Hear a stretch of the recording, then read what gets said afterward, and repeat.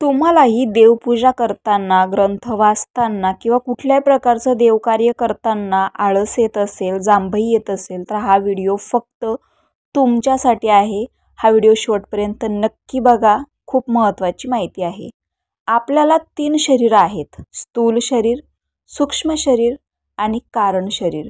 आपण स्थूल शरीराला खाऊ पिऊ घालून छान सुदृढ ठेवतो. तसंच सूक्ष्म शरीराला आध्यात्मिक एनर्जी देतो, जी मंत्र, जप, स्तोत्र, कवच पठणाने मिळते.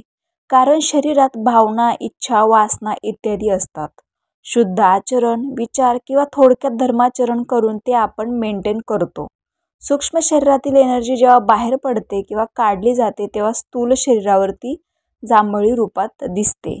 आपण जसं अन्न खाऊन जगतो तसं हे इतर योनी एनर्जीवर जगतात. जसं झाडाला फळं लागल्यावर तुम्ही ते तोडून खातात, तसं हे इतर योनी तुमची एनर्जी खात असतात. आपण त्यांच्यासाठी एक प्रकारे एनर्जी फळ देणारे झाडे आहोत.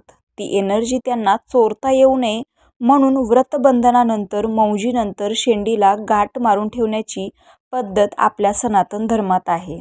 गायत्री मंत्र जपण्याआधी डोक्यावर शेंडीला हात लावून खास मंत्र पण म्हटला जातो. चिदूपिने महामाये दिव्य तेजा समन्विते तिष्ठ देवी शिखामध्ये तेजवृद्धी करशवुमे. जांभई ही 2 कारणामुळे येते. सर्वात पहिलं, जेव्हा शरीर थकतं आणि झोप येते किंवा खूप कंटाळवाणं एखादं लेक्चर किंवा अशी गोष्ट जी सोडून तुम्ही जाऊ शकत नाही त्यावेळेस. 2, जेव्हा तुमची काही एनर्जी बाहेर पडते तेव्हा. एनर्जी कधी बाहेर पडते याची पण 2 कारणे आहेत.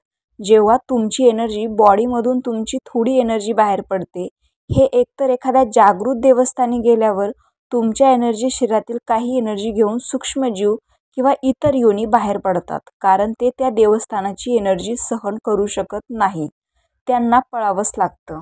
दुसरं कारण असं की जेव्हा नजर लागते आणि ती काढली जाते तेव्हा ती नकारात्मकता जाता जाता थोडी एनर्जी घेऊन जाते, म्हणून त्यावेळेस पण जांभई येते.